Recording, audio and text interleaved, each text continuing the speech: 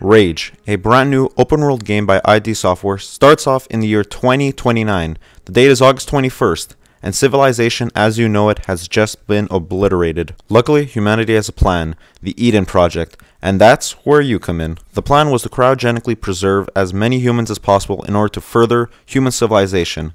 But when you awake 106 years later, you seem to be the only person in your ark who is still alive.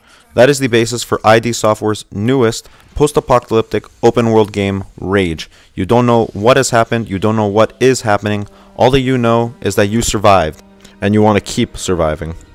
Unfortunately, Rage suffers from a rather weak story, which is made up for by its incredible, breathtaking graphics and its smooth and fast-paced action sequences.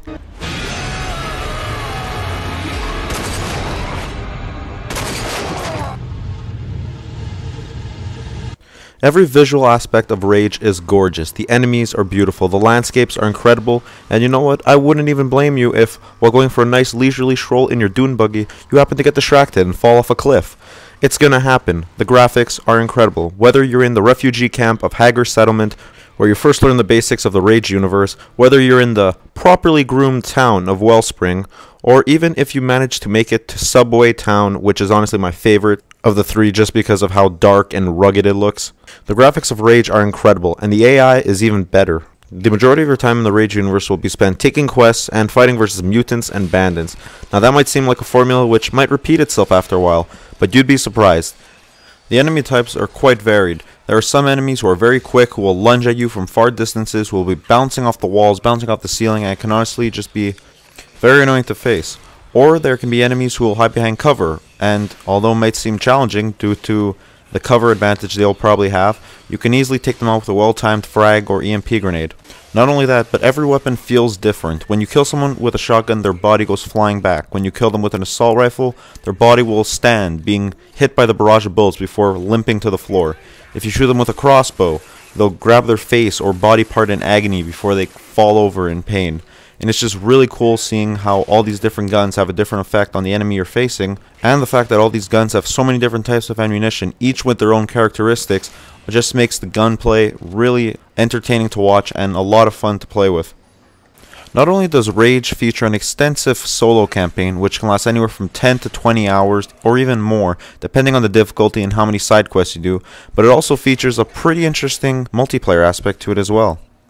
First of all, there are Legends of the Wasteland, which is your standard co-op, you and a friend, or you and someone random online, going through 9 missions in which you have various goals, whether they be escaping a prison, solving this, doing that, etc. It's your standard co-op, with a bit of a scoring system to try to keep it as competitive as possible.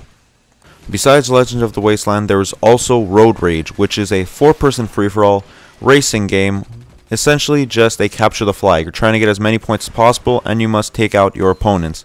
While both these multiplayer games are a lot of fun to play the first few times, I can't really see them being something that will keep drawing you back in over and over again, and honestly, it feels like just a tacked on bonus to the single player. The game could have been released without these multiplayer modes, and in my personal opinion, I don't think much enjoyment value would have been lost.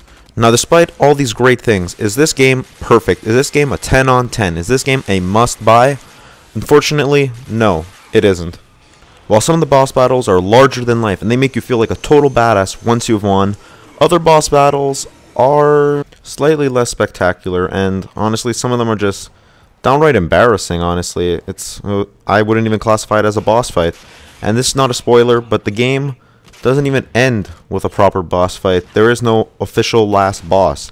It's just another wave of enemies, and it just makes the game ending feel rather anticlimactic. And the story is another thing that Rage did somewhat wrong, in my opinion.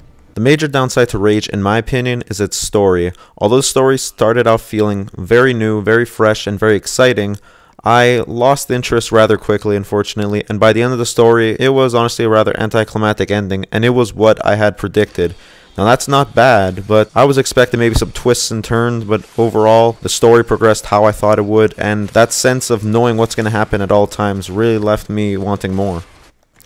Overall, I'd give this game a solid 8 on 10. The story is not anything incredible, and the boss battles can leave you wanting more, but besides that, this game is incredible, graphics beautiful, gunplay is a lot of fun, and the enemies are intelligent and won't charge head on unless they are climbing on the roofs and jumping off the walls. At the very least, give this game a rent and try it out for yourself. Other than that, hope you guys enjoyed, and I'll see you later. Bye.